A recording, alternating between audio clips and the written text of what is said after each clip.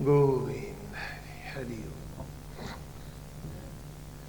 गोविंद हरि हरि ओम। नारायण हरि। मधुचंदा ऋषि जो ऋग्वेद के प्रथम ऋषि हैं,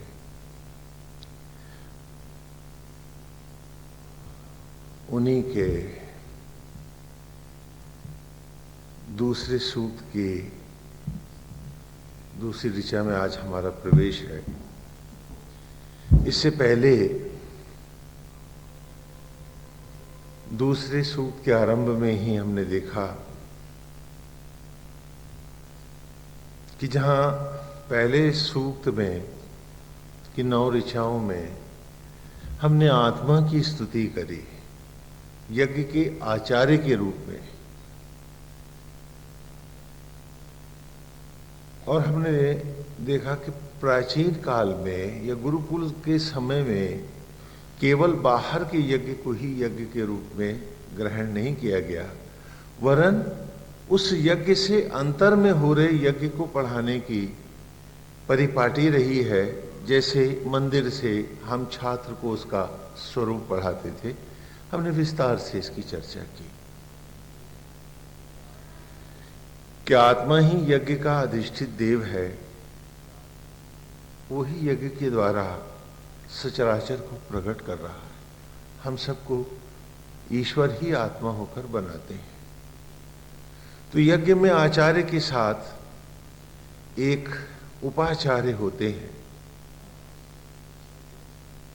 तो पहले सूक्त में आचार्य की स्तुति, वंदन और उनका वर्ण आत्मा के रूप में करने के बाद दूसरे सूक्त में मधुचंदा ऋषि उपाचार्य के रूप में किनकी स्तुति कराते हैं, उसका आरंभ हमने गत रविवार किया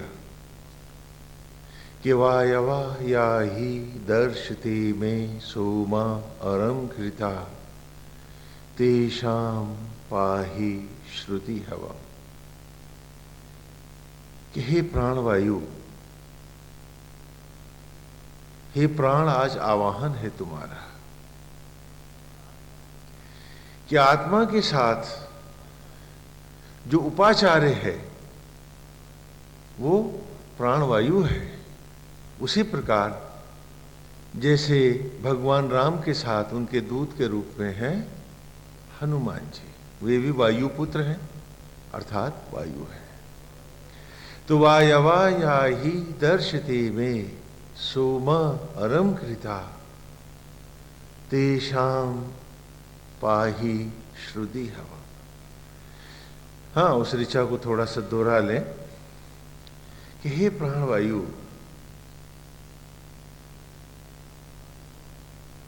आज आवाहन है तुम्हारा। ईश्वर ही आत्मा होकर हमें यज्ञों के द्वारा बनाते रहे, और हे आप ही उसके साथ उपाचार्य, उपरित्विज अथवा अच्छा वाक माने भी उपरित्विज होता है, के रूप में आप ही हर यज्ञ में, वे सारे यज्ञ जो उत्पत्ति के मूल हैं उनमें आप ही ईश्वर के साथ सदा उपाचार्य रहे हैं, आत्मा के साथ प्राण के रूप में आप सदा ही प्रतिष्ठित रहे हैं। इसलिए इस यज्ञ में जिसमें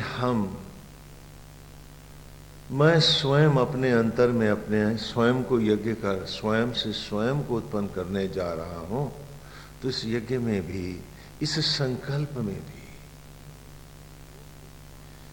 योग के इस मार्ग पर भी आपका आवाहन है, आवाहन है तुम्हारा। वायवा या ही, हे प्राणवायु, आया ही आवाहन है तुम्हारा। अक्सर लोग कहते हैं कि वेद के शब्द में, जो ऋचाओं में जो शब्द होते हैं, उनके अर्थ डिक्शनरीज में, अमरकोश में या संस्कृत के शब्दकोश वगैरह में नहीं मिलते हैं। तो ऐसा नहीं है। जो भी वेद की ऋचा, उनके शब्द और अर्थ आप बोर्ड पर पढ़ रहे हैं, वे सारे शब्द आपको किसी भी अमरकोश में बल्कि यूं कहीं हर जगह मिलेंगे। अब ये समझ में नहीं आता है कि बाकी भाष्यकारों ने ऐसा क्यों कहा, लेकिन ऐसा नहीं है।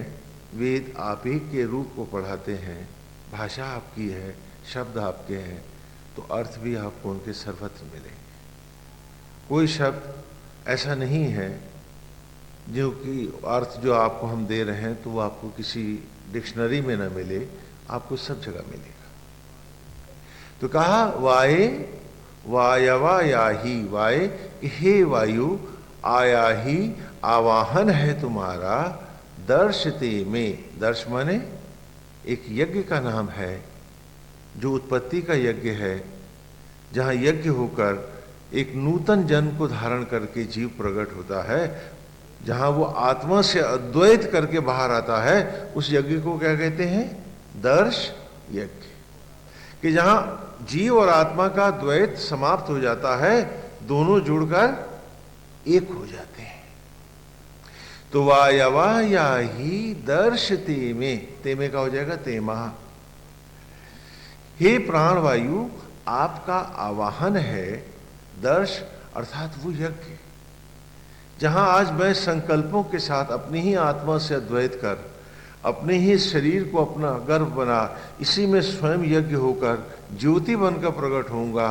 उस यज्ञ को सींचने के लिए, प्राणों से परिपूर्ण करने के लिए, प्राणवान करने के लिए, हे प्राणवायु आज आवाहन है तुम्हारा। क्योंकि यहां तो तुम यज्ञ में हो ही आत्मा के साथ, इस यज्ञ में भी जो मैं अपने मन में संकल्प के द्वारा प्रकट कर रहा हूं, इसमें भी आपका आवाहन है।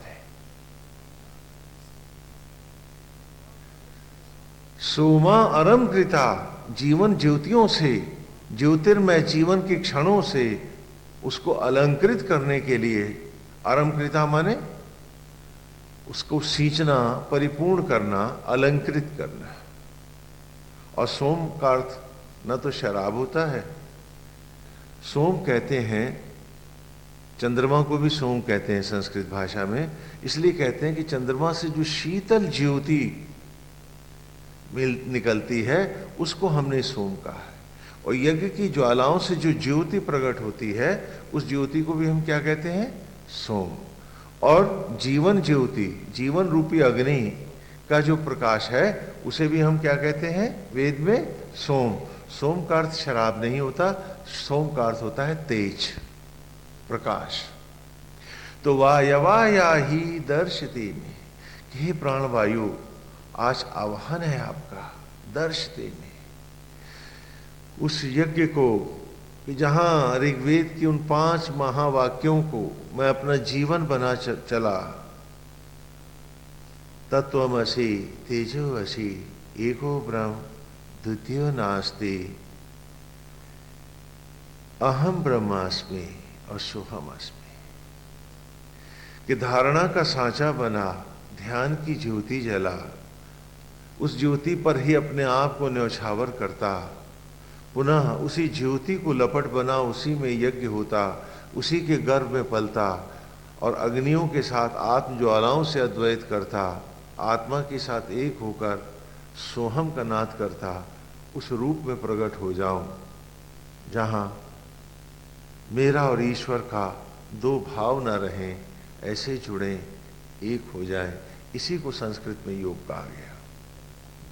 तो वायवा या ही दर्शते, हे प्राणवायु आपका आवाहन है इस यज्ञ में, कि जहां मैं सारे सांसारिकताओं को गौण मानता हुआ, उपरांत मानता हुआ, अपने ही अंतर में स्वयं को खोजने चल दिया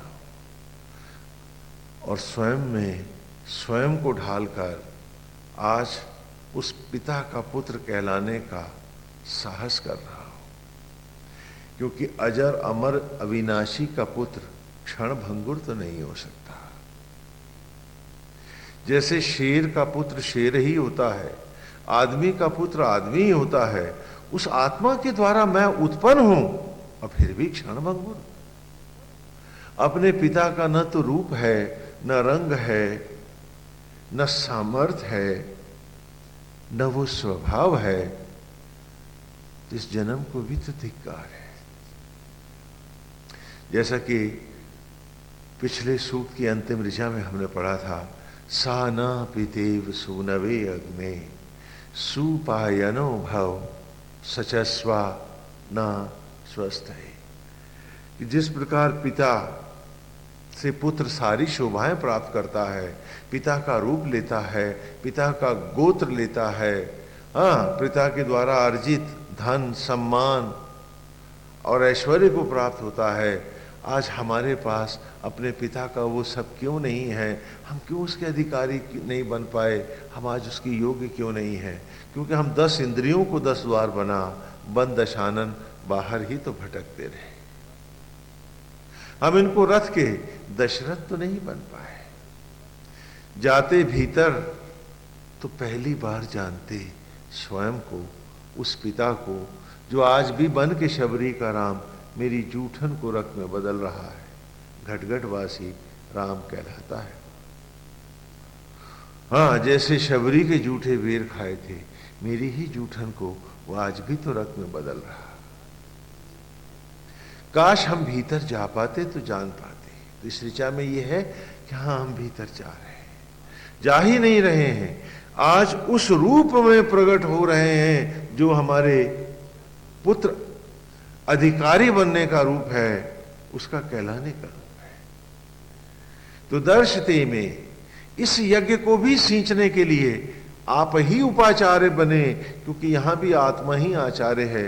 जैसे आज मुझे सांस धड़कन दे रहा है, मेरे संकल्प यज्ञ में भी आत्मा ही आचार्य है। हे प्राण वायु, आप प्राण बने, उपाचार्य बने। तेषाम पाही श्रुति हवा, कि जीवन यज्ञ जो मैं कर बैठा हूं, जो हम करने जा रहे हैं, जो मैं स्वयं से स्वयं को ढालने जा रहा हूं इस महान यज्ञ में, कि आप रक्षा करें।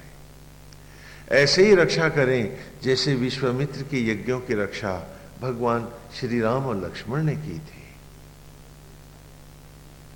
जैसे हर ऋषियों के यज्ञ की रक्षा स्वयं नारायण करते हैं, वैसे ही हे प्राण, आप भी तेषाम पाही, ऐसे इन अवस्थाओं में आप हमारी रक्षा करें। और श्रुति हवम, और इस यज्ञ से जो जीवंत होकर के हम नए रूप को धारण करके प्रकट होंगे, जहाँ जीव और आत्मा का द्वैत नहीं, मेरा ही अंतर जब मेरे अंतर से जुड़कर पुनः शिशु बनकर प्रकट होगा, उस अद्वैत उस रूप में की भी आप रक्षा करें, उस शिशु अवस्था की भी आप रक्षा करें। ये हमने पिछली ऋचा में पिछले रविवार को पढ़ा था, जाना था। आज जब वेद का सम्मुख हुआ है तो पहली बार हमें लगा कि हमारे भीतर भी कितनी गहराई है।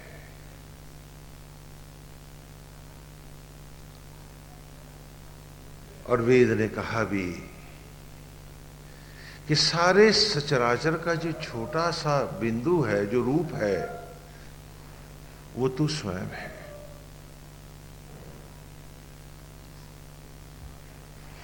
जैसे आपने कैमरे से एक फोटो लिया,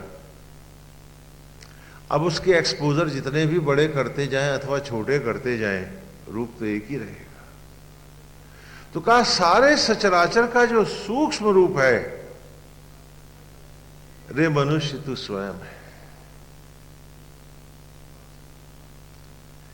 बाहर ही बाहर भटकता रहा, भीतर अपने गया नहीं तू।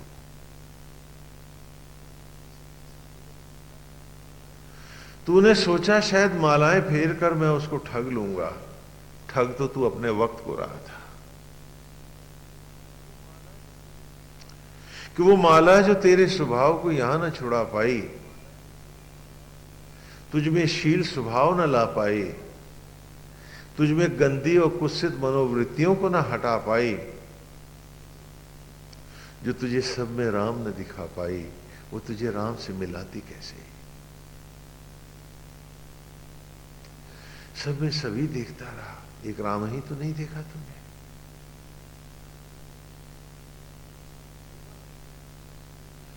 केवल अपनी आसक्तियों के वशीभूत इन इंद्रियों के रंग में ही रंगा रहा तू,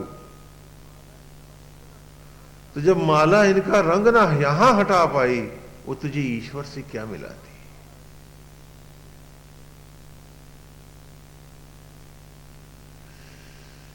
ईश्वर को कौरी औपचारिकता माना तूने कि हर क्षण जो दे रहा है तुझे भीख में न्यौछावर कर रहा है तुझ पर, उसके साथ तू गंभीर नहीं था, तभी तो मालाओं में तू उसे टालना चाहता था।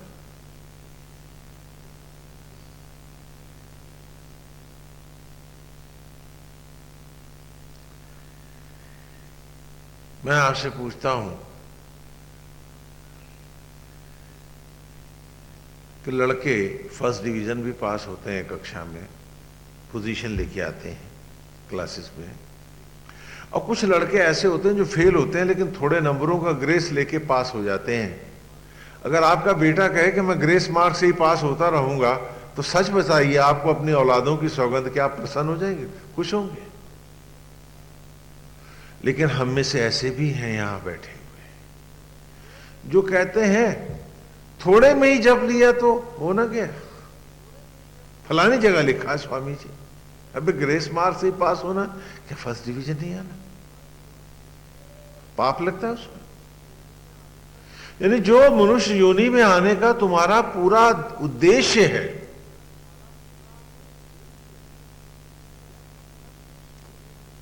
क्योंकि तुम सब, हम में से कोई भी ऐसा अपढ़ नहीं है जो ये न जानता हो कि जब हम पैदा हुए थे तो हमारे पास उम्र का धन ज्यादा था, आज तो आधा है, शायद उतना भी नहीं, तो घट ही तो रहा है। तो हम क्यों आए यहां पर? हमारे आने का मतलब क्या था? कि पशुओं से भी निकृष्ट होकर जीना, उनसे अधिक सुविधाएं मांगना, और इस धरती का बोझ बन करके मट्टी बटोरना, और फिर चंद मुट्ठी राख बन करके नालियों में सड़ने चल देना। क्या उसी उद्देश्य के लिए वो परमेश्वर तुम्हें बना रहा था?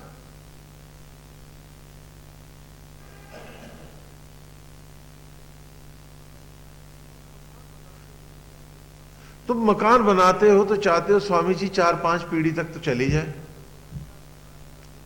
क्या ऐसा भी मकान बनाना चाहते हो तुम कि जो हर रोज ढह जाए और दोबारा बनाओ? तो ईश्वर क्यों कर रहा है ऐसा कि हर बार मकान बनाता है, तुम्हें बुलाता है, और फिर चिता की लकड़ियों पे तुम्हें ढा देता है इस मकान को? क्या वो इसीलिए बना रहा था तुमको? क्या इसीलिए बना रहा था वो तुम्हें? और सिर्फ अगर इतने के लिए उसने बनाना था तो पशु की योनियां बहुत तो थी, काफी थी, क्योंकि वो कहीं ज्यादा समृद्ध होकर जीती हैं हमसे।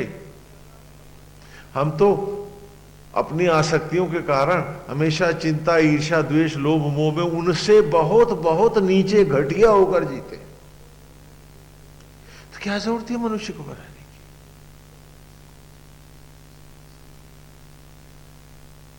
कभी सोचा तुमने कि माला फेर दी तो एहसान हो गया? क्या जिंदगी इतनी सस्ती है? क्या तू इतना सस्ता है, इतना हल्का हो गया है तू? वो जो ईश्वर को औपचारिकता मानते हैं, वो अपनी जिंदगी को सस्ता से सस्ता मानते हैं, उनके जीवन का कोई मूल्य नहीं है। और जो जानते हैं कि कीमत इन्हीं क्षणों की है, ये हटे तो न तेरा कोई और न तू किसी का।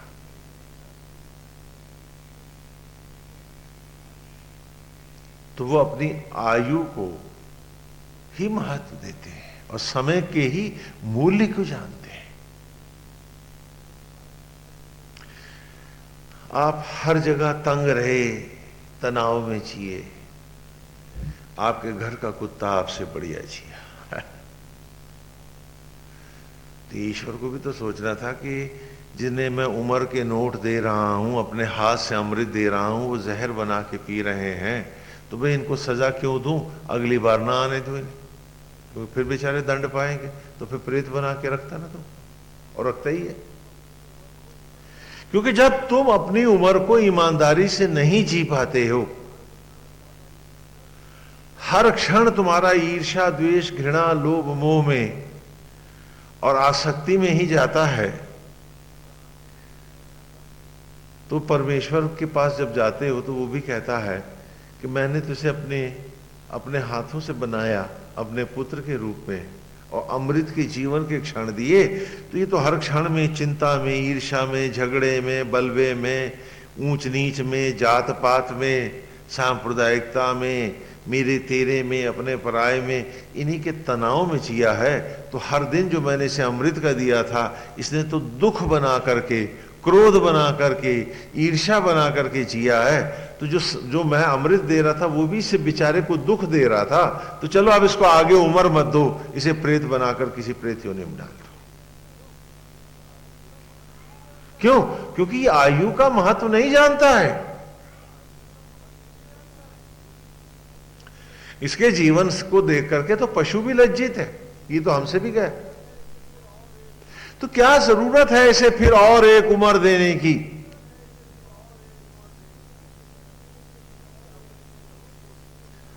क्योंकि अमृत क्षणों को भी ये विषाद बनाकर जी रहा है, तो सिर्फ पुनः आयु क्यों दी जाए? आप ही बताओ, जिस बच्चे को आप कोई चीज बढ़िया सी लेके दो, वो उसके लिए अति दुखदाई हो, तो ये तो कहेंगे ना ये मत दो। जैसे कोई चीज आप खाते हैं और वो आपके पेट में गड़बड़ करती है, या आपके बेटे के पेट में गड़बड़ करती है, तो कहते नहीं इसको हटा दो भाई, ये मत दे उसको। तो भगवान भी तो कहेगा इसकी उम्र हटा दो, अब मत दे वैसे। हाँ। तो क्या कहोगे उसको? क्या कहोगे कि तुम दुखी नहीं थे, तुम आसक्त नहीं थे, तुम विषय वासनाओं में भटके हुए नहीं थे? क्या कहोगे उसको? क्या वहां पर भी झूठ प्रपंच चल पाएगा हमारा? हम मनुष्य होकर जब अपने क्षण ही नहीं ईमानदारी से जी पाए,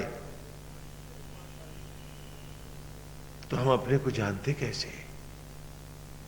आज वेद ने खोली हैं आंखें हमारी। अचानक एक दूसरे धरातल पर, दूसरे जगत पर ले उतरा है।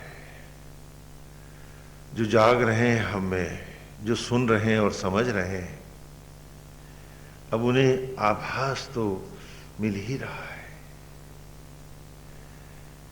कि अरे इतनी लंबी दौड़, कहां भाग गए थे हम अपने से दूर, जाना था भीतर, और 10 इंद्रियों को 10 मुंह बना, बंद शानन रावण सोने की लंकाओं को बटोरते हम बाहर के जगत को रावण सा नोच रहे थे। क्यों? क्योंकि उसमें नुच तो मेरा उम्र रही थी, जीवन के क्षण थे, हर सांस जा रही थी मेरी, मैं बटोर नहीं रहा था, मैं तो नीलाम हो रहा था, मैं तो बिक रहा था स्वयं खुद। और ये विचार अचानक वेद ने हमको दिया, और उसने कहा कि एक रास्ता है, एक उद्देश्य है, वो उद्देश्य जिसके लिए ईश्वर ने धरती पर मनुष्य को बनाया है। आओ कुदरत की किताब में खोजें, वो कहती है क्या। और आज जब हमने नेचर को, कुदरत को ही धर्म ग्रंथ बनाकर वेद के साथ बैठकर खोला है, और जब पढ़ा है इंच इंच अपने आप को, तब लगा है कि सचमुच हम उस सत्ता के साथ अद्वैत करने के लिए आए थे। अरे अब नहीं जाना तो कब जानेंगे, अब न जुड़े तो कब जुड़ेंगे। जब एक शरीर में ईश्वर और जीव, आत्मा और जीव दोनों बैठे हैं, यज्ञ की वेदी है, हर क्षण यज्ञ से प्रकट हो रहा। अरे अब भी आहुतियां न बनी, अब भी न हम जुड़े उससे, अब भी हमने जीवन को एक यज्ञ मानकर आत्मा के साथ अद्वैत नहीं किया, अब नहीं किया तो कब करेंगे। ये सौभाग्य भी तो उसकी दया से मिला है, वरना क्यों इकट्ठे होते हम यहां पर, क्यों सुनना चाहते वेद को। इस विषांत जगत में औरों की तरह हम क्यों ना भटक रहे होते।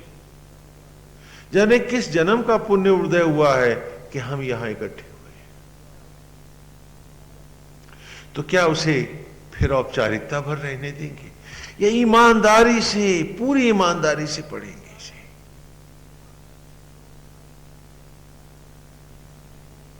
धर्म ने कहा सारे स्वर्ग, सारे लोक, ग्रह, नक्षत्र, सब कुछ तेरे में समाये हुए हैं, संपूर्ण तेरे में समाया हुआ है, इसीलिए तू पूर्ण है। क्यों? क्योंकि तू पूर्ण से प्रकट है, तो अपूर्ण तो तू हो ही नहीं सकता है।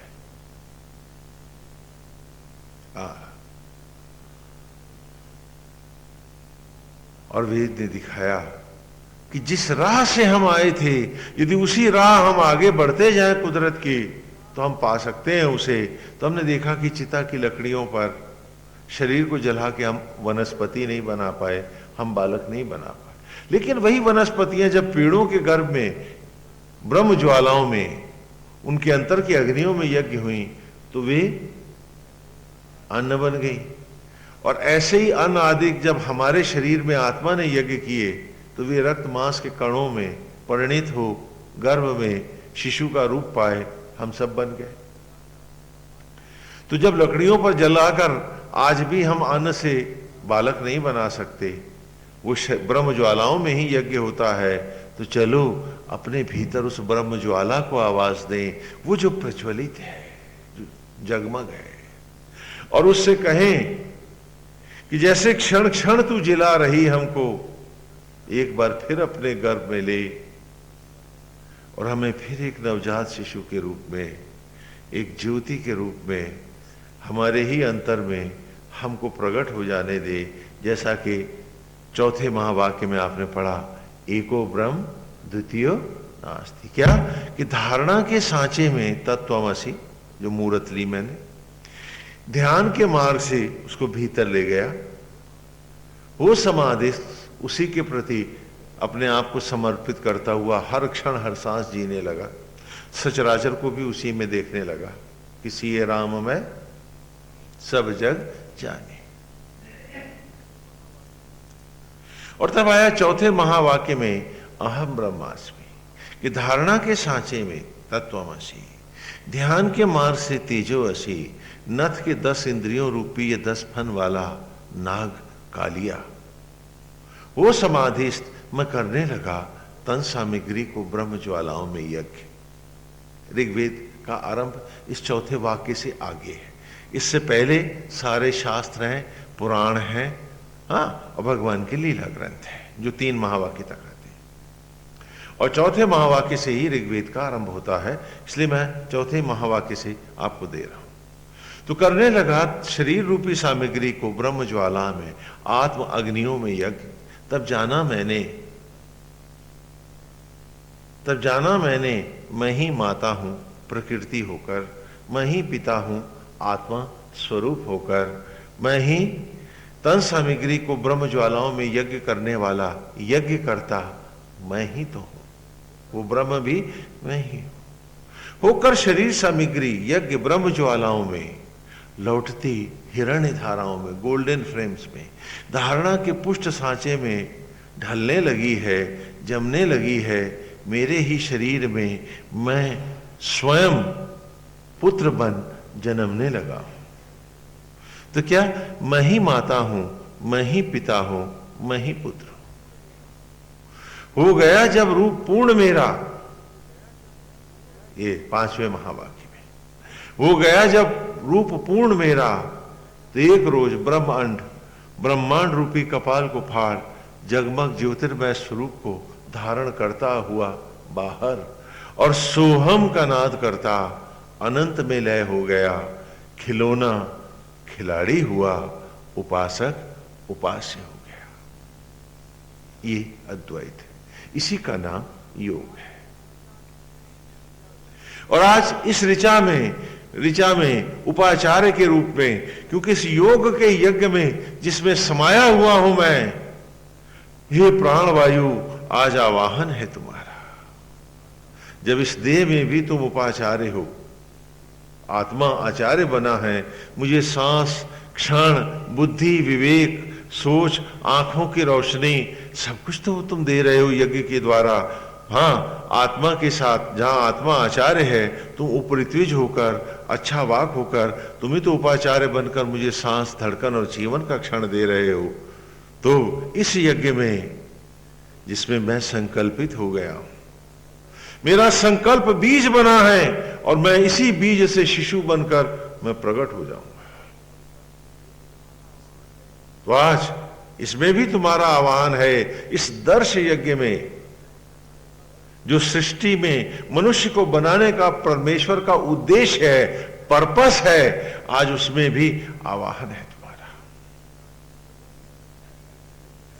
क्या आज प्रकट हो जाओ, इस यज्ञ की रक्षा करो, और यज्ञ से, इस बीज से जब मैं पुष्प बनकर, नवजात शिशु बनकर प्रकट हो, तो शिशु की भी रक्षा करो। और आज की ऋचा है वाये उक्थे भीर जरंते। आज की ऋचा है जो आपने ब्लैक बोर्ड पे भी पढ़ी है और उसके शब्द और अर्थ लिए हैं। वाये उक्थे भीर जरंते त्वाम अच्छा जरितारा सुत सोमा अहर विदा।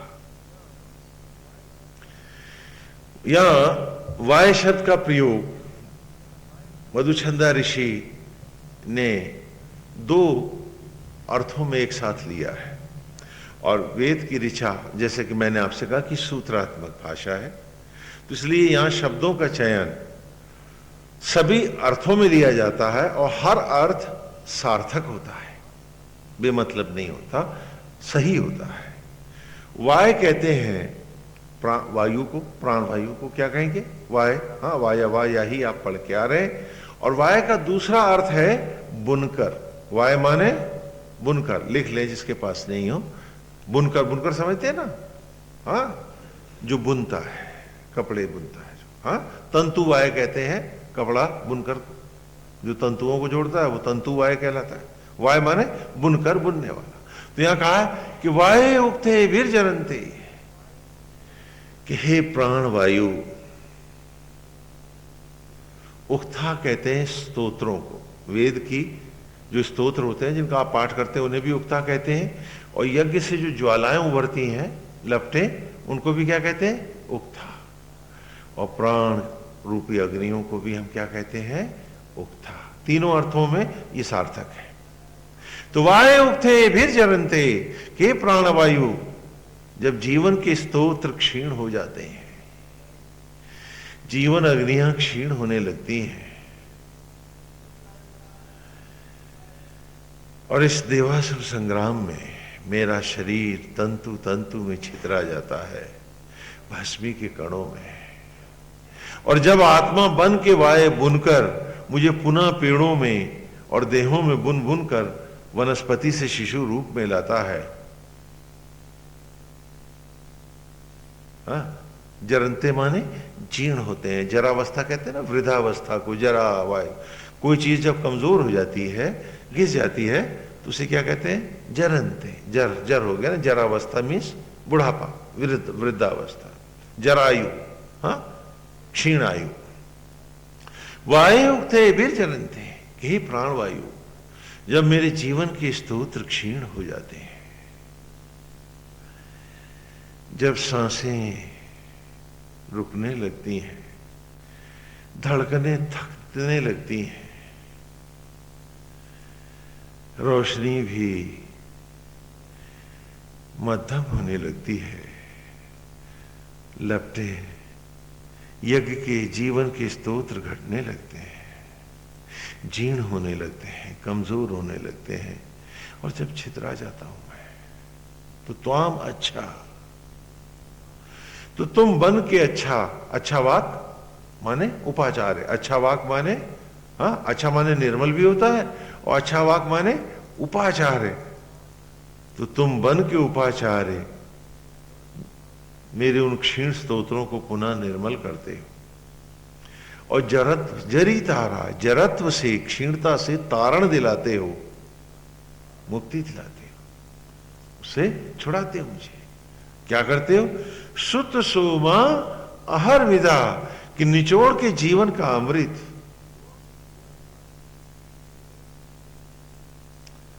फिर मुझे कुमार अवस्था को, शिशु अवस्था को फिर बालक के रूप में प्रकट कर देते हो।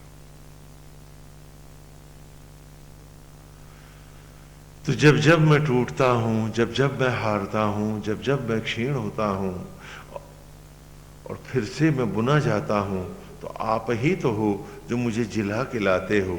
तो मेरे इस यज्ञ में भी, इस दर्श यज्ञ में भी आपके अतिरिक्त और उपाचार्य कौन होगा? वाहे युक्ते विरजरन्ते, कैसे करते हो?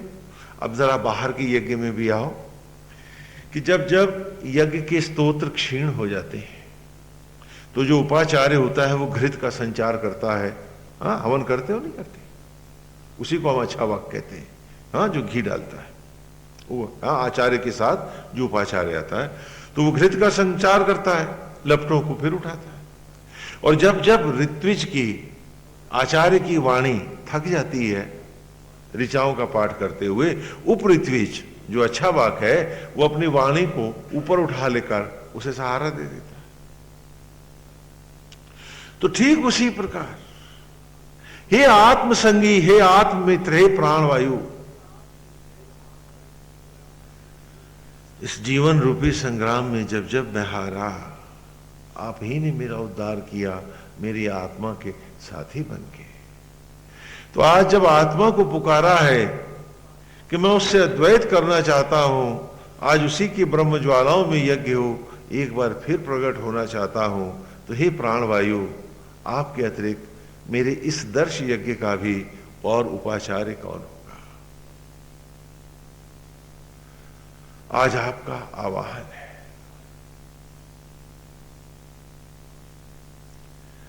आप नहीं होंगे तो उद्धार कैसे होगा? क्षीर सागर मंथन की कथा सुनाते हैं आपको। हाँ, थोड़ा लीलाओं में भी चले कि देव और दानव आपस में भयंकर संग्राम करते थे, बहुत युद्ध होते थे, और असुरत्व के कारण देवत्व को भी अशांत रहना पड़ता था। योगी तपस्वी साधक तप साधना आदि नहीं कर पाते थे। तो इंद्र आदि देवता महाविष्णु के पास गए कि नारायण, इसका आप कोई उपचार बताएं, देवता क्षीण हो रहे हैं, देवत्व कमजोर हो रहा है।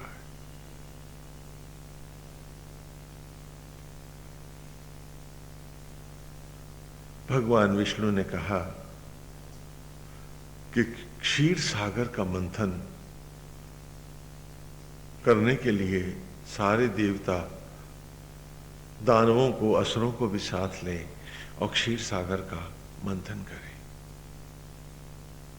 उसमें से अमृत प्रकट होगा, जिसको पी करके देवता फिर पुष्ट और मजबूत हो जाएंगे और असुरत्व उनका कुछ भी नहीं बिगाड़ पाएगा। इंद्रादि देवता असुरराज के पास गए, वे मान गए। तो मंदराचल पर्वत को मथानी बनाया गया। मथानी काय की बनी? एक सबसे बड़े पहाड़ की। और मथा किसको जाना था? कौन से सागर को? भाई बोलते रहो, कौन से सागर को? क्षीर सागर को। क्षीर सागर देखा है? नहीं, नहीं देखा है। अच्छा, आसमान की तरफ देखो, कैसा लगता है वो सागर कैसा दिखता है? दूधिया है ना, तो उसको, आसमान को हम क्या कहेंगे? क्षीर सागर। और मैंने कहा ये आसमान तुम्हारे भीतर भी समाया हुआ है। ऐसा बाहर कुछ नहीं है जो भीतर नहीं है तुम्हारे, इसे याद रखना।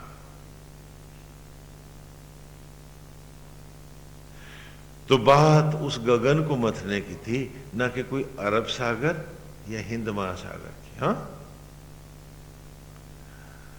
क्षीर सागर मथने की बात हुई। पर्वतराज मंदराचल मथानी बनाए गए।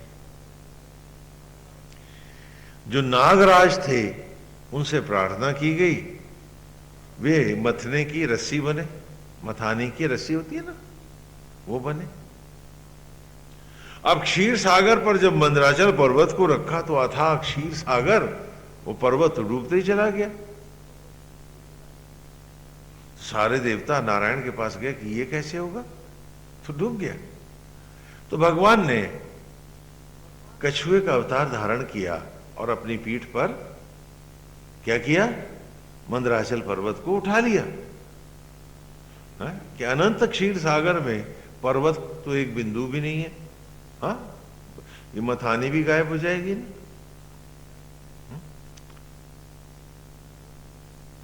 तो कछुए का रूप धारण करके, ध्यान से सुने कहानी, मैं आपको आप ही की सुना रहा हूं, क्योंकि सनातन धर्म में ऐसी कोई कथा नहीं है जो आपकी नहीं है।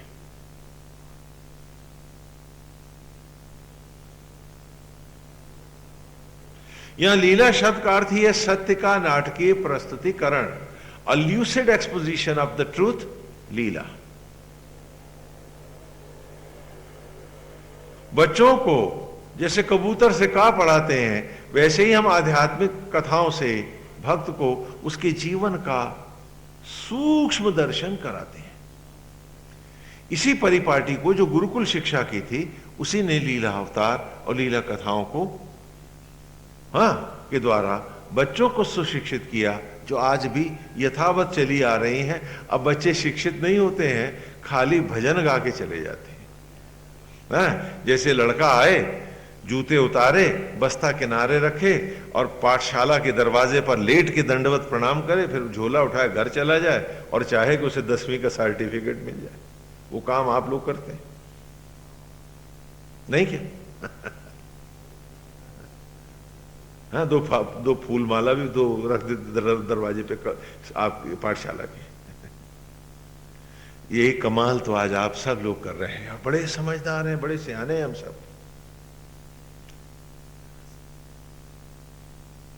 क्या बात है। हाँ,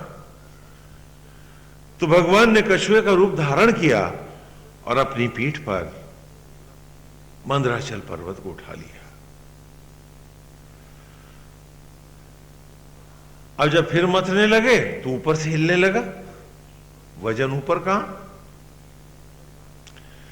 तो फिर नारायण से वहीं प्रार्थना की गई कि भगवान आप नीचे से तो कछुआ बन के उठाए, तो ऊपर से भी हिल रहा है। तो नारायण ने कहा, एको हम बहुश्याम, मैं एक भी हूं और अनेक भी हूं। और महाविष्णु ने अपना चतुर्भुज रूप धारण किया, पर्वत के ऊपर विराज गए, कछुआ बने उठाए हैं और ऊपर स्वयं विराज भी रहे हैं। तो अब ना ऊपर से हिल रहा, ना नीचे डूब रहा। जिधर नाग का मुंह था उस तरफ तो असुर थे, और जिधर पूंछ थी उधर देवता खड़े हुए, और मथानी से मथना शुरू हो गया। हाँ, क्षीर सागर का मंथन आरंभ हुआ। अब बताओ, जिधर असुर थे उधर मुंह क्यों था नाग का? अच्छा एक बात बताओ, नाग मुंह से क्या करता है? खाता है, डसता है और आग उगलता है, और पूंछ से त्याग करता है।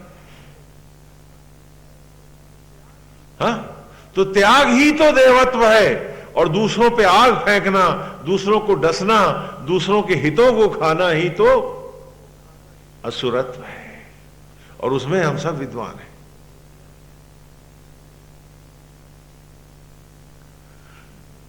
क्या बात है। तो फिर नाग का मुंह किधर है? जिधर असुर है। तो फिर जब नाग का इतना बड़ा मुंह खुला होगा तो बताओ कोई सुखी या शांत होगा? तो तुम्हें कौन सुखी है कौन शांत है, जरा हाथ तो खड़ा करो। हाँ? अगर पीछे चले गए होते कि जेहि विधि राखे राम ताही विधि रही है, और जीवन तो त्याग और विसर्जन है, सेवा है, तो क्या दुखी होते? तो बोलो बोलो बोलो। हाँ, मथा जा रहा है नाग से, पर्वत नाच रहा है, क्षीर सागर का मंथन हो रहा है, खूब मथ रहे हैं, देवता और दानव पसीने से लथपथ हैं, मंथन हो रहा है। हलाहल निकला, विष निकला।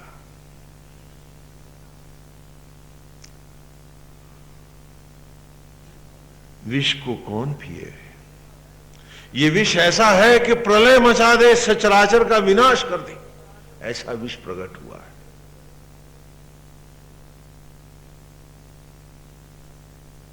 इंद्रादि देवता भयभीत हैं। वो कहते हैं भाई इसको हम कहां अपने पास बचा सकते हैं।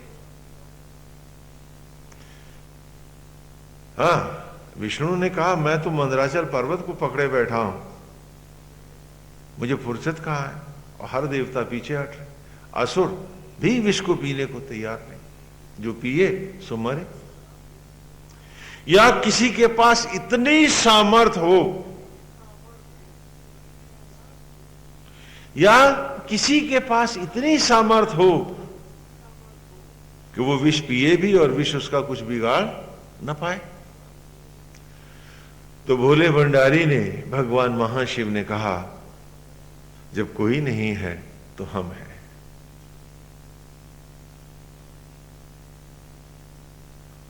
और महाशिव शंकर उस विष को पी गए।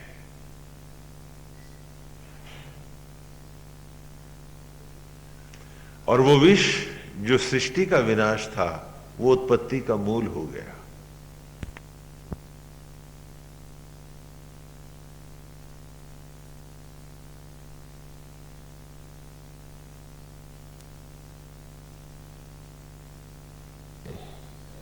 भगवान शंकर की स्तुति है।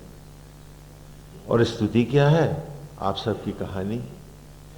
अश्री ग्रमेंद्र ते गिरा, अश्री ग्रमेंद्र ते गिरा, प्रति त्वाम उदासत अजोषा वृषभम पदे। अश्री उत्पत्ति से रहित हो गया, विनाश हुआ उसका, ग्रम अर्थात विष, उस विष का विनाश हुआ। ते गिरा, जो तेरी जिह्वा पर आ गया हे महाशिव। अश्री ग्रमेंद्र ते गिरा, वो विष जो तेरी जिह्वा पर आया, उस विष का विनाश हुआ, वो उत्पत्ति से रहित हो गया, फिर पैदा ना हुआ। प्रति त्वाम उदासत, और उसके बदले में तुमने सबको मोद मंगल और आनंद दिया, निर्भय किया। अजोषा वृषभम पतिम, हे वृषभ पति, हे बैल पर आरूढ़ होकर जाने वाले, हे वृषभ केतु, अजोषा, अजर अमर हो गई तेरी कथा ही। हाँ, वेद की पहली ऋचा में हमने आपको पढ़ाया था ना कि अग्निम माने महाशिव। अग्नियां, प्रलय की जो अग्नियां हैं, वे ही महाशिव का प्रतीक है। और आज वे अग्नियां ही आपके सारे समाज का त्याज, जो दुर्गंध है, जिसे आप खेतों में फेंक के आते हैं, वो विष है। उसको यज्ञ की ज्वालाएं, वो प्रलय की अग्नियां, वो शिव ही तो है जो उन सड़ांध को, दुर्गंध को सुगंध और फलों में और अन्न में लौटा देता है। वो जो विष है वही उत्पत्ति का मूल हो जाता है और परमेश्वर पतित पावन कहलाता है।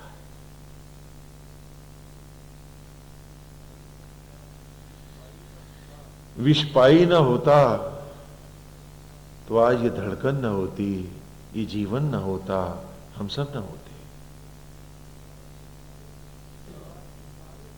और आज भी सारे समाज के त्याज्य विष को, दुर्गंध को, वो ही तो सुगंधित फूलों और फलों में लौटा रहा है, विष को पीता है। प्रति त्वाम उदासत, तुम्हें मोद मंगल और आनंद देता है। वो दुर्गंध को सुगंध बनाता है, पतन को भी पावन बना देता है। और वो पतन ही तो है जो पावन होता हुआ तुम्हारे घर में एक शिशु बन जाता है। अश्री ग्रमेंद्र ते गिरा, प्रति त्वाम उदासत अजूषा वृषभम पतिम। प्रकृति ही ग्रंथ है इस कुदरत की किताब में। देखो कैसे विषपान करता आज भी महाशिव। आप सोचते हो कि वो कहीं दूर बैठा होगा, वो आपके भीतर है, वो सर्वत्र है। वेद ने प्रकृति को ही धर्म ग्रंथ माना है और इसलिए हर ऋचा आपको नेचर में, प्रकृति में, कुदरत से में ही घुमाकर आपको लाती है। हाँ, तो विष तो पी गए महाशिव, और फिर मंथन आरंभ हो गया, निर्भय हो गए, क्योंकि शंकर जी ने विषपान किया। वही महाशिवरात्रि मनाते हैं कि उसी से वो उन्होंने कंठ में धारण किया, तो भगवान भोले भंडारी क्या कहलाए? नीलकंठ। हाँ, महाशिव को क्या कहते हैं? नीलकंठ। हाँ, हाँ, भगवान नीलकंठ कहलाए, है ना। और आज भी वे विष पी रहे हैं, नहीं तो तुम जी कैसे रहे होते? हाँ, इसीलिए जो भी त्याज्य वस्तु है, गांजा, भांग, धतूरा, विष जो है, वो भगवान शंकर पर चढ़ाते हैं कि नारायण आप ही समर्थ हो, आप इसे ग्रहण करो और हमें अपने ही रूप का नशा दो। शंकर पर चढ़ाई हुई वस्तु पुनः ग्रहण नहीं की जाती, कोई प्रसाद नहीं लेता, इसीलिए नहीं लेता कि ये अमृत बन के आएगी। विष तो भोले भंडारी दया करके हमारा लेंगे। इसलिए जो भांग चढ़ाकर पुनः भांग खाते हैं, वो महाशिव का सबसे बड़ा अपमान करते हैं। शंकर जी पर चढ़ाने की प्रथा ही यही है कि समाज इसका त्याग कर रहा है। लेकिन गुलामी के अंतरालों में देवी देवताओं के साथ भी आप लोग व्यभिचार करने से, दुराचार करने से बाज नहीं आए। आपने उन्हें भी अपमानित और कलंकित किया है। आपने उनके स्वरूप को भी विकृत करने का प्रयास किया है। आप अपने को भक्त कहते हैं। विष्णु पर चढ़ाया हुआ प्रसाद ग्रहण होता है, लेकिन रुद्र पर चढ़ाया हुआ प्रसाद लेते हो क्या? तो फिर लौट के दोबारा वो भांग, धतूरा, गांजा जो समाज के विष आपने वहां त्यागने गए थे, तो दोबारा लिया कैसे? उसको आपने एक गलत कुरीति बनाया और देवताओं को भी, उनके ज्योतिर्मय स्वरूप को भी आपने मैला और कलंकित किया।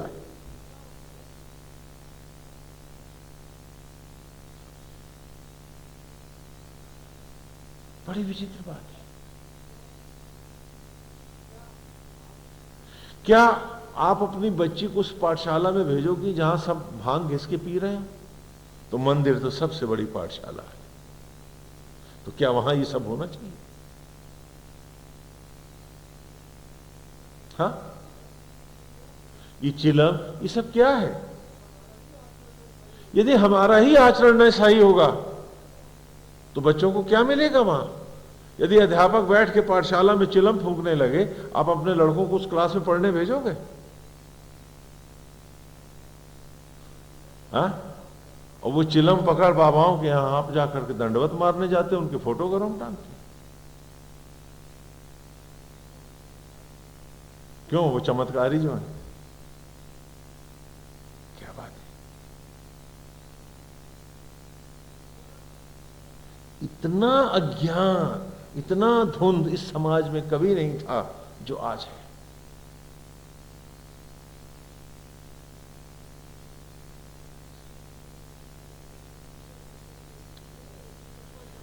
कि ये उनके ऊपर शंकर पर इसलिए चढ़ाई जाती है कि समाज से समाज के इस विष को बाबा आप अंगीकार करो, और जैसे आप दुर्गंध को सुगंध बनाते हो, पतन को पावन बनाते हो, इसे अमृत बना करके समाज को लौटा दो। हम तो आपके रूप का नशा करें, इसका क्यों करें? हाँ, लेकिन आज हम सब उल्टा करते हैं और उसके बाद बहाने देते हैं, स्वामी जी भगवान पे तो ये भी चढ़ता। हाँ, कहने लगे देवी जी के ऊपर मुर्गा बकरा चढ़ते हैं, शराब चढ़ती है। हमने कहा अगर देवी बकरा और मुर्गा खाने लगती तो तुम सब लौकी लेके जाते, क्योंकि उसको दिखा के खाना तो तुमने खुद है, देवी तो खाती। अरे घर की मां को मारते हो जूते, और पत्थर की मां को तुम बकरा चढ़ाओगे? उसकी आड़ में व्यभिचार करना है, ये धंधा है तुम्हारा।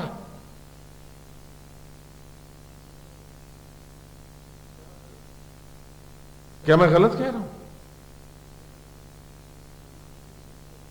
इन कुरीतियों से परे हमने प्रकृति को धर्म ग्रंथ बनाया था।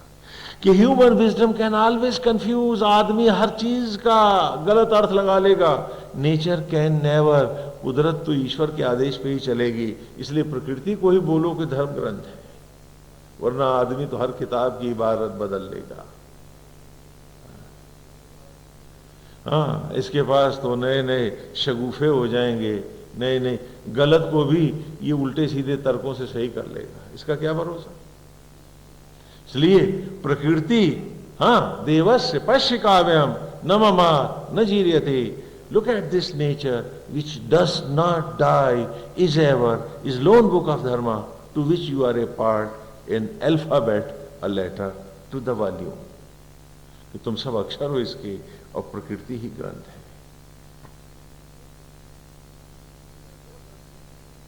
क्यों जब जब गलतियां करोगे, कुदरत की किताब खोलोगे, सही हो जाओगे। और अपनी किताबों को आगे ले आए तो विनाश हो जाएगा तुम सबका। और हुआ नहीं क्या कि धर्म जो सचराचर को जोड़ने की बात थी, संप्रदायों में टुकड़ों में बंट रहे हो तुम, और पशुओं से निकृष्ट होकर लड़ रहे हो। जो जोड़ने का था वही तोड़ने का काम कर रहा है।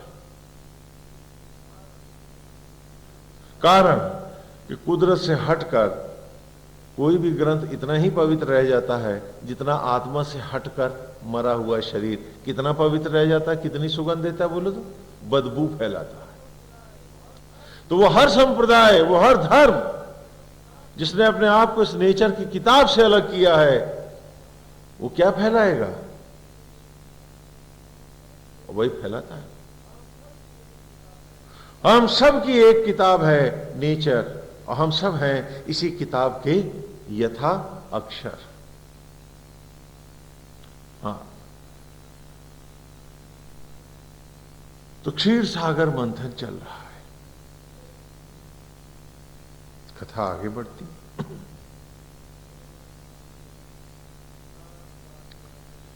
नाना प्रकार की अलभ्य वस्तुएं निकली।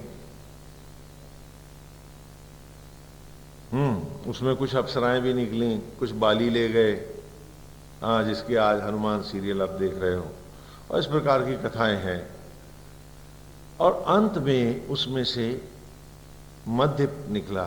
क्या निकला? मध्य माने शराब। और अमृत का घट निकला। दो घट प्रकट हुए, एक नशा है और दूसरा अमृत है।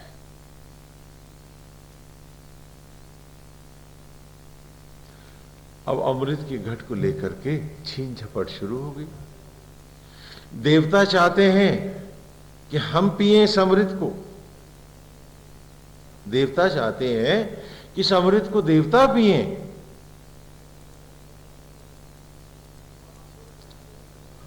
और असुर चाहते हैं कि वो पिए और अमर हो जाए। हाँ, इसको लेकर के लड़ाई झगड़ा आरंभ हो गया। तो महाविष्णु ने क्या किया, एक सुंदरी का रूप धारण किया, और एक पंक्ति में उन्होंने असुरों को बिठा दिया, दूसरी पंक्ति में देवताओं को बिठा दिया। एक हाथ से देवताओं को अमृत पिलाने लगे और असुरत्व को मद्यपान, हाँ, शराब पिलाने लगे। राहु नाम का एक असुर ने देखा कि ये तो ठगी हो रही है, तो चुपके से जाके देवताओं की पंक्ति में सूर्य और चंद्रमा के बीच में घुस के बैठ गया। क्या हुआ? सूर्य और चंद्रमा के बीच में घुस के राहु बैठ गया।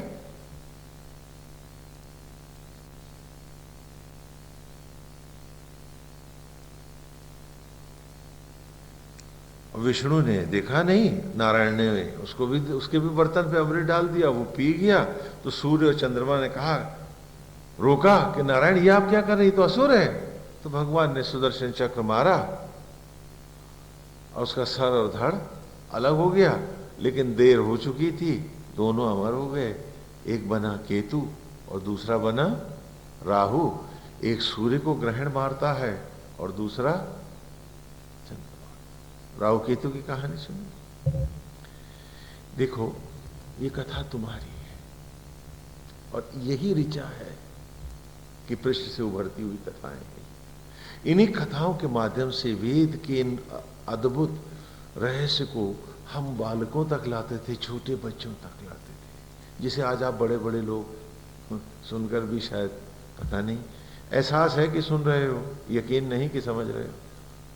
एहसास और यकीन में तो फर्क होता ही है।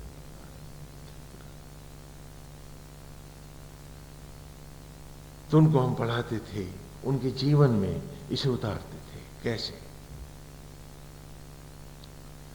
कि संस्कृत में आत्मा को क्या कहते हैं? सूर्य। और मन को क्या कहते हैं? चंद्रमा।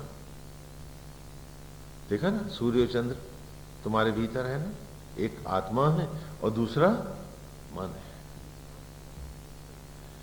हम सब अपने ही अंतर के इस क्षीर सागर को मथते हैं। नाग अर्थात वक्त, समय रूपी काल ही नाग ही रस्सी है। हम सब मत रहे हैं। हाँ, स्कूलों में गए, पढ़ाइयाँ करी, डिग्रियां बटोरी, ये काम सीख, वो काम सीख, हाँ कैसे समझदार बने, सियाने बने, कैसे नौकरी में आए और कौन कौन से तीर मारे वगैरह वगैरह। मत रहा है हम में हर कोई।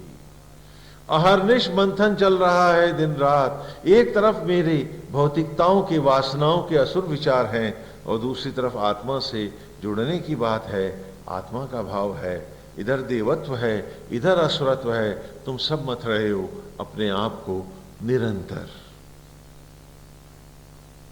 क्या तुम्हारे पास 10-20 जन्मों का ज्ञान है बेटा? है क्या? नहीं है ना?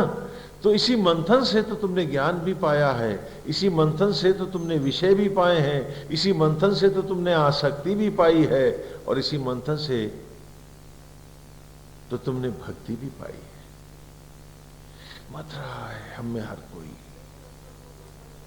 अपने ही अंतर को मत रहे हैं हम सब लोग। एक तरफ देवत्व है और दूसरी तरफ असुरत्व है। एक तरफ ईर्ष्या है, द्वेष है, क्रोध है, लोभ है, मोह है, बदले की भावना है, मेरा तेरा है, इसको नोच के अपना घर बसा लूं, रावण की एक लंका बना लूं, ये भाव है।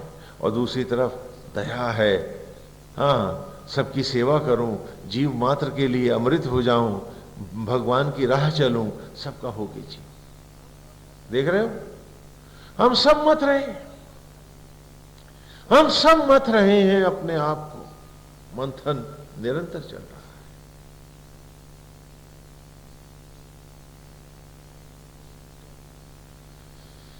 क्या दिन क्या रात मथता हम में हर कोई। अपने ही अंतर को मथ रहे हैं। नारायण है जो कछुआ बन के हमको धारण किए हैं, जो भस्मी से वनस्पतियों में लाया है और वनस्पतियों से दुर्लभ दिन दिया है। वो आत्मा ही तो था जिसने कछुआ बन के हमें धरती से ऊपर उठाया। और आज भी जो हमारी जूठन को रक्त में बदल रहा है और मन में नारायण बैठे हैं। अगर ईश्वर दया न करे तो कौन है जिसकी गृहस्थी चले? बोलो बोलो बोलो। तो वो कछुआ बन के हमें उठाए भी है और ऊपर हमारे ऊपर दया करके विराज भी रहा है। नहीं तो जिन्हें उंगली बनानी ना आई उनकी औलादें कहां से आ गई? ना होता वो ऊपर तो तेरे घर बच्चे आते कहां से? जब तुम्हें एक तन का अपना रोया बनाना नहीं आया तो बेटा बेटी कब बनाए थे? बोलो बोलो बोलो। कहानी तुम्हारी थी और आश्चर्य कि तुम उसका रस तो ले रहे थे और भीतर उतरने नहीं दे रहे थे। और सुनते रहे कथाएं हमारे कथावाचकों से और कभी उतारी न भीतर अपने। मैं ही कभी देवता बनकर इधर खींचता हूं तो असुर बनकर उधर खींचने लगता हूं। मेरे विचार मैं ही तो हूं। पर डालो आज अपने आप को। बड़े दुर्लभ क्षण है ये मौके फिर आए ना आए, आज तो पढ़ ही डालो।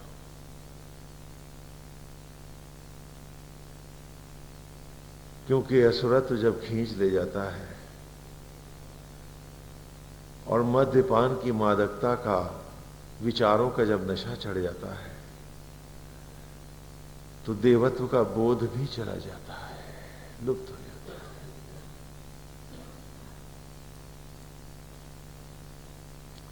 हम सब मत रहे, कछुआ बन के ही प्रभु उठाए हैं और साक्षात विराज रहे, जूठन को रक्त में बदल रहे, मेरी गोद में शिशु ला रहे हैं।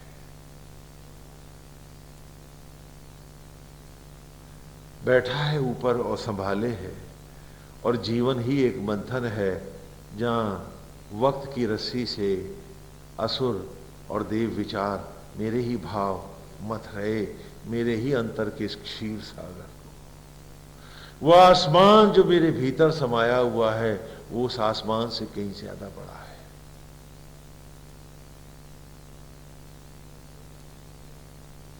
अगर बड़ा ना होता तो करोड़ों सूर्यों को तेज देने वाला आत्मा मेरे भीतर बैठा है।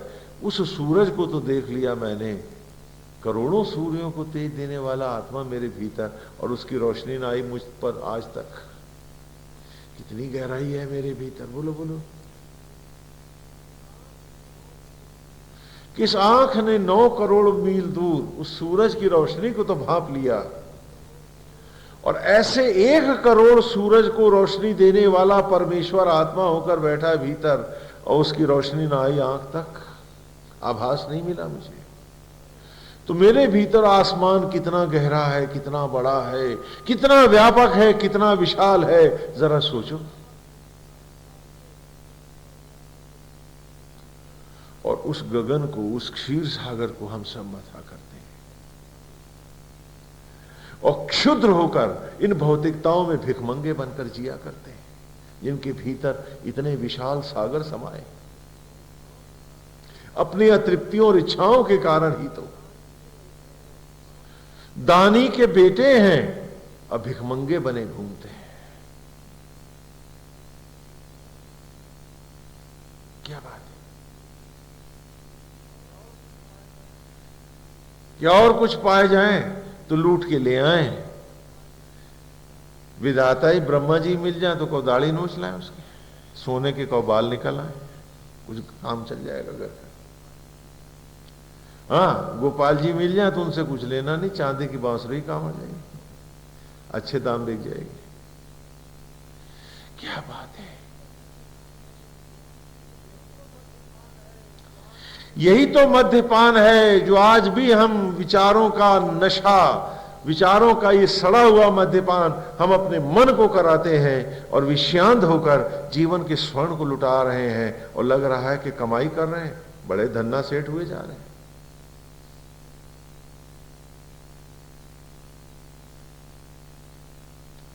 सोचो सोचो, विचार करो। ये क्षण बड़े दुर्लभ हैं जो सत्संग के हैं, और भाग्यवानों को मिलते हैं। भाग्यहीन तो आ ही नहीं पाते हैं, और आकर भी नहीं आ पाते हैं। बड़े भाग्यवान हैं जो इन्हें संचित करके अपने जीवन की सांसें बना लेते हैं।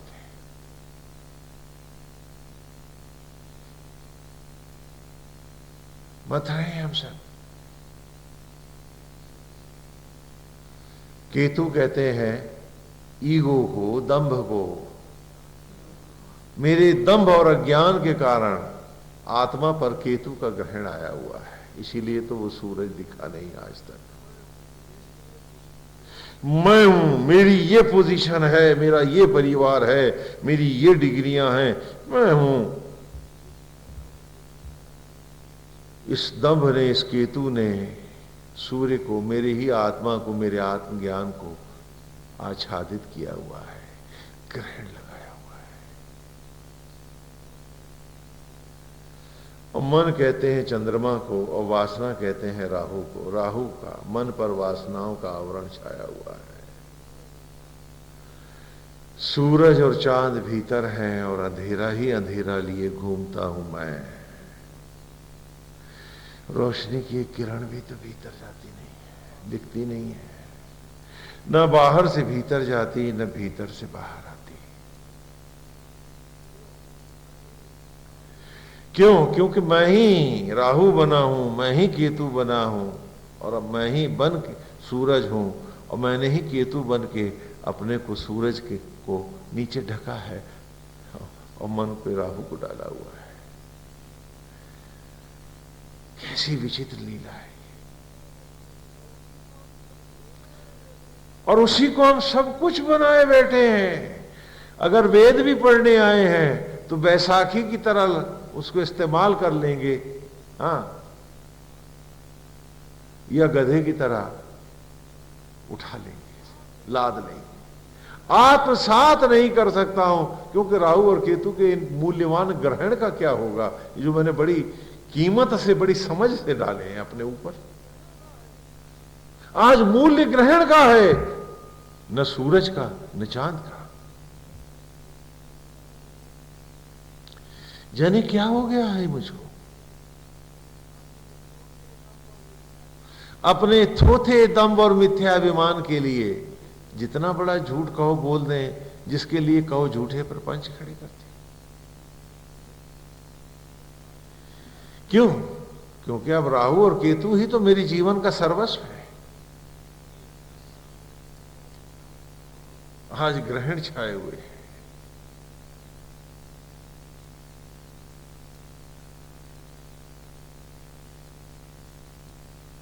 क्या हो गया है हम सबको, कि हम सत्यनिष्ठ नहीं हो पाते। हम उसके होकर, जो हमें सांस दे रहा है, हम उसके होकर एक सांस भी तो उसके लिए नहीं जी पाते। वहां औपचारिकताएं करना चाहते हैं, फिसड्डी होके चलना चाहते हैं, पता नहीं क्यों।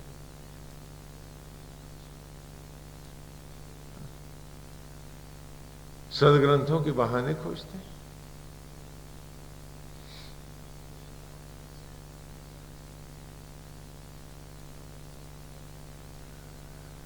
मत रहे।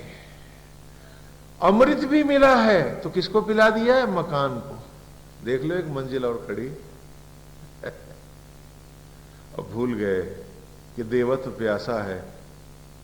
तुम्हारी जिंदगी की मंजिलें इस जिस्म की ढहती जा रही हैं और तुम मकान नहीं। मिला जो अमृत तो असुर पी गए, बैंक में रखा और जिंदगी का बैंक नीलाम, मौत दरवाजा खटखटा रही है। क्या कहते हैं स्वामी जी, भगवान ने अन्याय क्यों किया? असुरों को तो नहीं पिलाया, देवताओं को क्यों पिला दिया? हमने कहा वही तो, उसी का प्रायश्चित तो तुम सब लोग कर रहे हो। अब असुरों को ही अमृत पिला रहे हो। देवत्व प्यासा है, तभी तो खाली माला और घंटी हिला के चले जाते। विष्णु ने गलती करी थी ना, उसी को अब तुम सब सही कर रहे हो।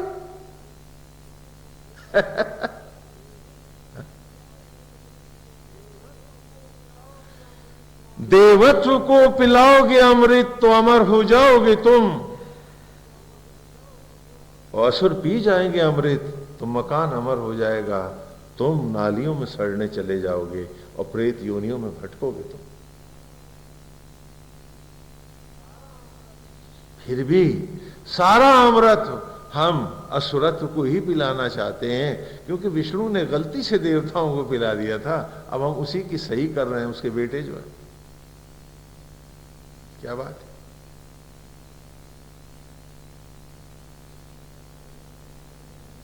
सोचो सोचो, विचार करो। ये कहानी आपकी है, ये कथा आपकी है। हम खुद अपने पे छाया बनकर छा गए हैं। अपनी रोशनी को हम स्वयं कलंक बन के लग गए।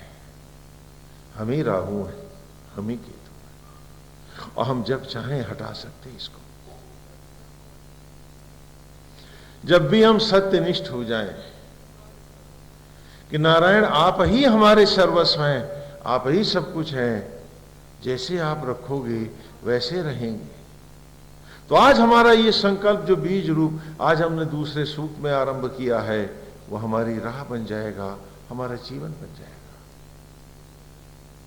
कि वाहे उगते फिर जरनते त्वाम अच्छा जरी तारा सुत सोमा आहर विदा। हे प्राण वायु, जब जब जीर्ण होते हैं मेरे जरनते, क्षीण होते हैं मेरे ही जीवन के क्षण, सांसें और ऊतक, त्वाम अच्छा, तुम ही बन के तुम ही उन्हें निर्मल करते हो, वो पृथ्वी बनकर मुझे संभालते हो तुम इस जीवन में। मैं दंभ के वशीभूत अपने ज्ञान को भी, आत्मज्ञान को भी अंधा कर देता हूं, और वासनाओं से पीड़ित मैं और मेरों के लिए मैं सत्य को भी गाली देने लगता हूं। मैं ईश्वर से भी विमुख हो जाता हूं और ईश्वर को भी अपराधी घोषित कर देता हूं।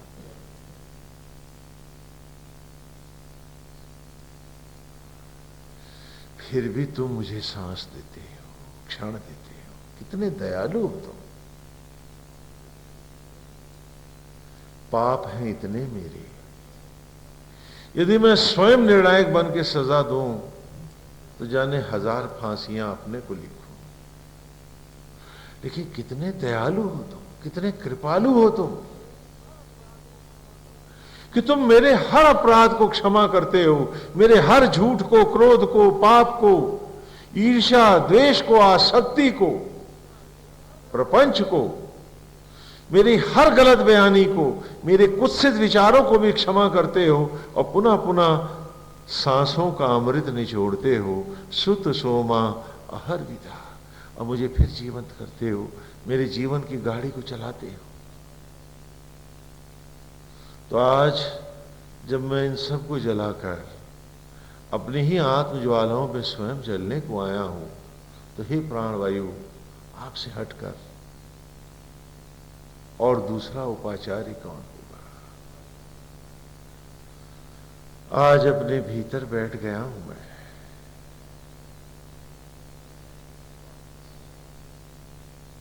कि बाहर भी अब आंख खुलेगी तो दर्शन आत्मा के ही करूंगा। सीए राम मैं अब न देखूंगा मेरा, पराया, अपना, दूसरे का। न देखूंगा जात पात, न देखूंगा संप्रदाय। अब तो जीव मात्र में भेद नहीं करूंगा। एको ब्रह्म द्वितीयो नास्ति, ये भाव है कि आंख मुदेगी तो लपटों में अपने को देखूंगा, सामग्रीवत जलता हुआ। आंख खुलेगी तो सचराचर में हे आचार्य और उपाचार्य तुम्हें हर ओर प्रणाम करूंगा। कि आज तुम न होते तो ये यज्ञ स्थलियां, ये यज्ञ के स्वरूप भी कहां होते। तुम न बनते आचार्य और उपाचार्य तो यहां मनुष्य नहीं भस्मी के अंबार होते। तो तुम हो तो ये हैं, तो तुम ही हो, तुम ही हो, तुम ही हो।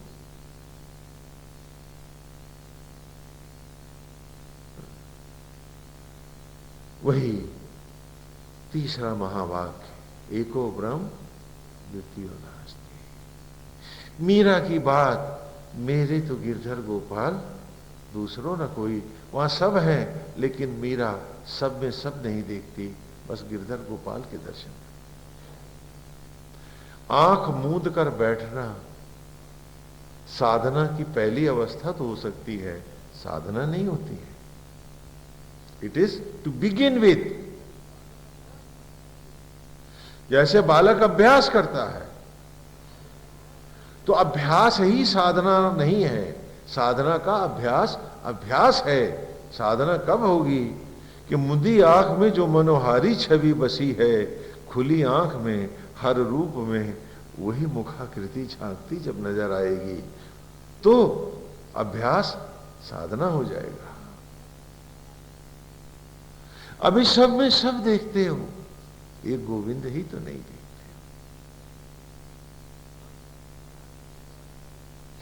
हम अभ्यास के द्वारा ही अपने भीतर जा सकते हैं। उसी को रामायण की कथा में 10 इंद्रियों को रथ अर्थात लगाम लगा तो क्या बन जा, दशरथ हो जा।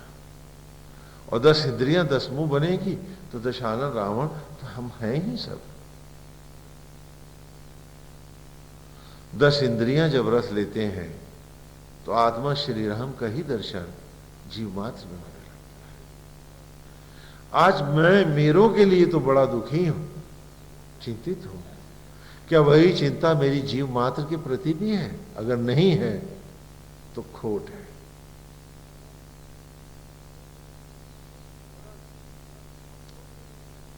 अगर अपनों के लिए मैं दूसरों के साथ अन्याय कर रहा हूं तो मेरा कोई ईश्वर नहीं है। केवल असुरत्व का मध्यपान विचारों को करा रहा हूं और महाअसुर बनकर इस धरती का कलंक बनकर जी रहा हूं। हम सब अभ्यास के द्वारा, हाँ मैंने कहा ना, वेद जिए जाते हैं। हम सब अभ्यास के द्वारा इस सत्य मार्ग पर आरूढ़ हो सकते हैं और उसमें भी कोई तनाव नहीं आएगा, सुख ही सुख मिलेगा। जैसा कि आपको हर बार बतलाता हूं कि अपने आराध्य का एक सुंदर मनोहारी रूप लें, चाहे जो आराध्य, लेकिन रूप अतिशय सुंदर होना चाहिए और निर्मल होना चाहिए, साथ ही मुस्कुराता हुआ होना चाहिए। क्यों? क्योंकि यह ऑटो सजेशन बनेगा तुम्हारे जीवन में। क्रोध में तुम्हारा चेहरा भयानक होता है, चिंता में तुम्हारा चेहरा बहुत खराब होता है, सड़ा हुआ मुर्दार होता है। तो जब सुंदर भगवान में तुम्हारा विचार होगा तो तुम्हारा चेहरा कैसा होगा? अति सुंदर होगा। यह सौंदर्य नित्य है, इसे समय भी प्रणाम करेगा, क्योंकि काल नारायण का भक्त है। बाकी सारे सौंदर्य क्षणभंग है।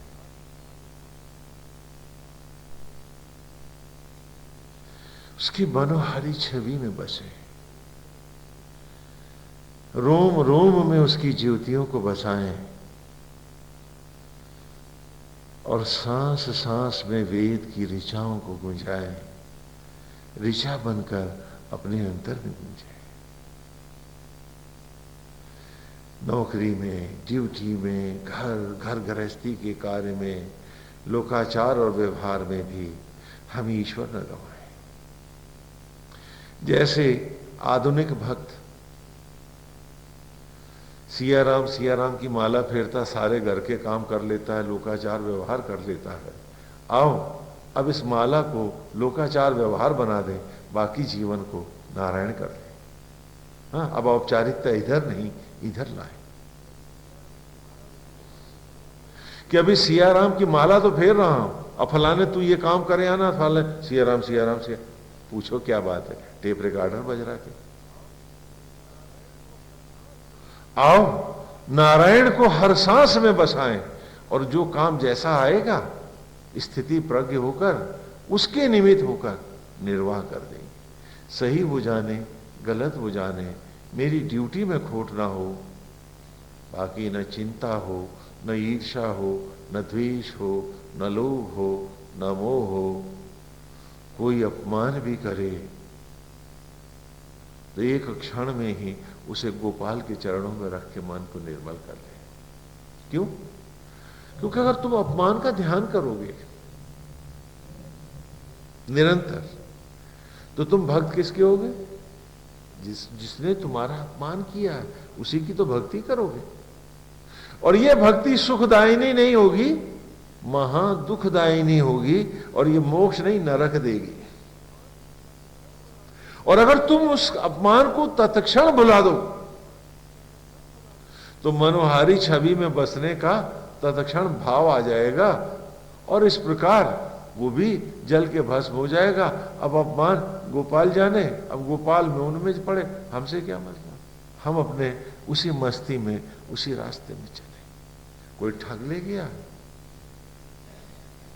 गोपाल को ठग ले गया, अरे गोपियां तो खुश होती थी ठगाए की, बात खत्म। यदि तुम क्रोध ईर्ष्या द्वेष में तुम्हारे मन की चक्की में वही व्यक्ति बैठा हुआ है तो तुम महापाप करोगे, महापाप करोगे। क्यों? क्योंकि तुम साधक नहीं रहोगे, तुम्हारी साधना नष्ट हो जाएगी, और साधना गई तो जीवन नष्ट हो गया। फिर तो वही वासनाओं का। इसलिए हर ओर से प्रहलाद पर आक्रमण करता है हिरण्यकशिपु। ये हमारा विषयांत मन। प्रा माने अमर, हलाद माने मस्ती। हाँ, पिछली ऋचाओं में प्रहलाद की कथा सुनाए थे।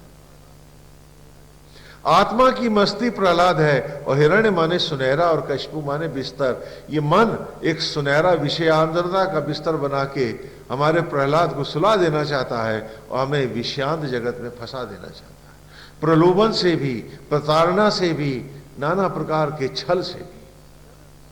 इसलिए मत भूलो कि हमें बहुत सावधान होकर जीना है। इंसान हो, पत्थर नहीं हो। जब कोई सताएगा क्रोध आएगा, लेकिन अगले ही क्षण विचार आए गोविंद हरि, और उसी के साथ उसकी मनोहारी छवि आए। हाँ, और जब कोई बहुत पीड़ा दे तो उसको लौट के पीड़ा मत दो। क्या करो? उसकी हत्या कर दो। हाँ, इतनी बड़ी बात कह दिया। देखो पुलिस वाले बैठे हैं।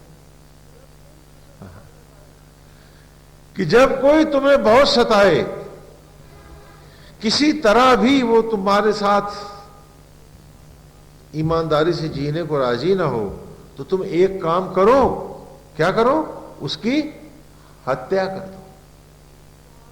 कैसे?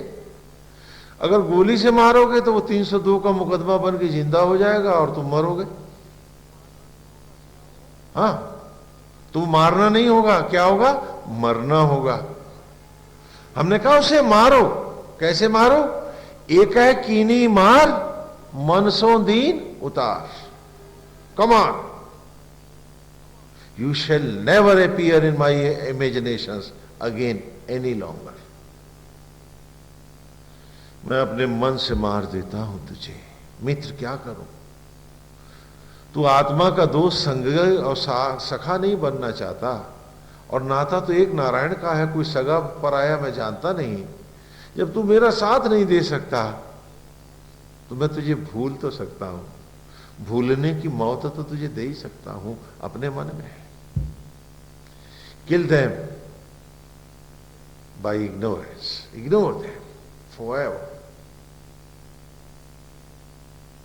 क्यों? क्योंकि याद करने के लिए बहुत सारे पेड़ हैं, बहुत सारी सुंदर कृतियां हैं। अगर वो सौंदर्य में सौंदर्य बन के नहीं बसना चाहते हो, कुरूप बनना चाहते हो, तो मित्र मेरा प्रणाम लो, और मैं बिसर गया सदा के लिए तुमको।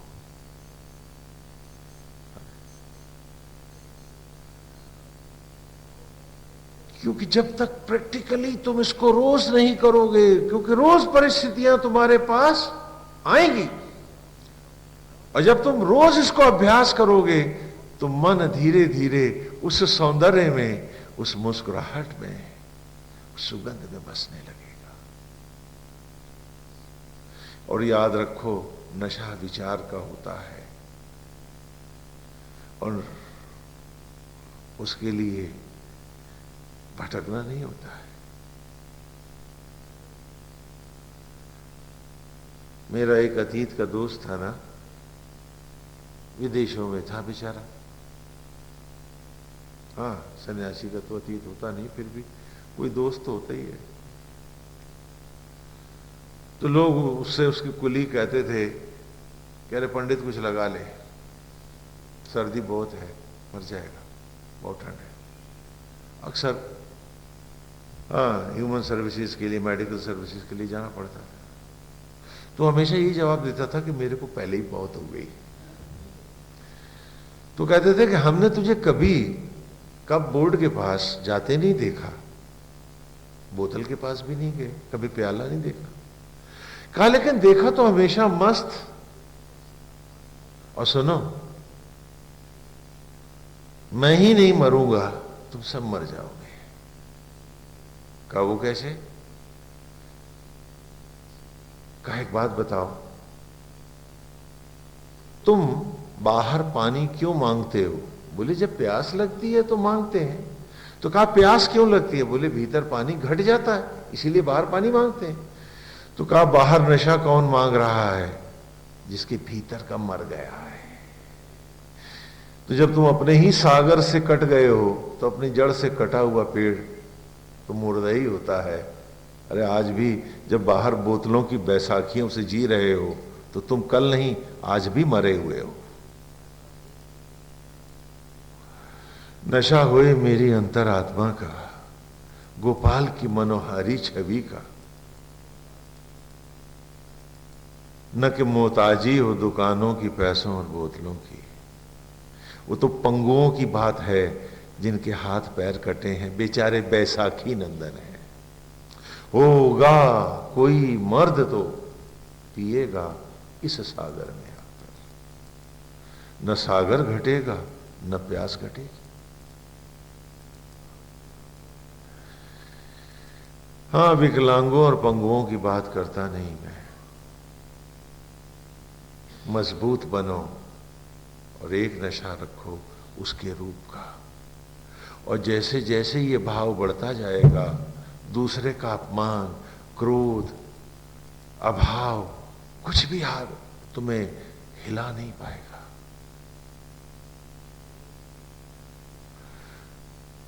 क्रोध को अक्सर लोग जीतने की बात करते हैं तो मैं उन्हें राय देता हूं कि हाँ भाई, जीत लो क्रोध को। गुस्से को जीतने के का मेरे पास तरीका है कि मनोहारी छवि में मन बसा लो और रोज सवेरे लिखो कि आज सारा दिन मुझे क्रोध नहीं करना। पढ़ लो डायरी में और बार बार पढ़ते रहो। बीच में किसी कारण से आएगा भी तो वो विचार भी दौड़ के आएगा, तो पहले दिन भर रहता था, अब आधा घंटा रहेगा, चला जाएगा। अभ्यास करते रहोगे फिर 15 मिनट रह जाएगा, और अभ्यास करोगे 5 मिनट रह जाएगा, फिर आया और गया, फिर ना आया ना गया, गोपाल हो गया, गोविंद में समाप्त। अभ्यास करोगे तो शने शने घटा लोगे।